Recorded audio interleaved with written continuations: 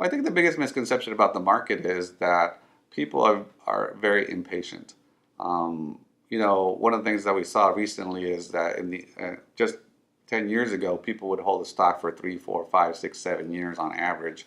Today, it's like 2 weeks is the average. So what's that tell you? People are very, very impatient. The biggest thing is that we go back to the same thing: buy low, sell high, right? That's the saying. Everybody knows it, but very few people do it. Historically, I get all the phone calls about going into the market after the market's already moved. For instance, I get a lot more phone calls today in 2017 about buying the market than I did in 2009 when it was one fourth of what it is today. Now, here's the thing is that what people want to do is they want to buy when they're feeling good and everything's going great.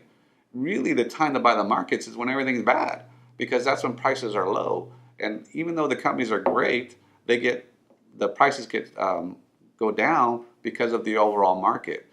And so we say, look, in 2009, that was when to buy this market. That was the best time to buy this market. It's quadrupled since then.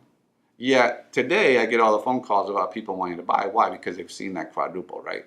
And most of them missed it. So the biggest tip that I would say to you is that you have to have a good advisor who does the research, who takes the time to buy when things are horrible, because that's when you're going to make the most upside.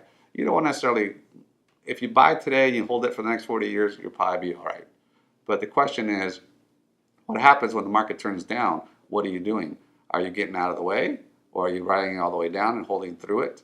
To give you an example, from 2000 to 2007, if you bought in 2000 and you got to 2007 and did nothing, you were even after 7 or 8, 9 years, because the market topped out in 2000, crashed, and then came back up, right? Well, what we try to do is make sure that we catch some of those waves, get out of the way when it's expensive, buy when everything's hitting the fan, and then ride it back up as it does come around. And that's really a simple strategy, but very few people can do it because emotionally it's very difficult to buy when everything's crashing around you. It's easy to buy when things are going great.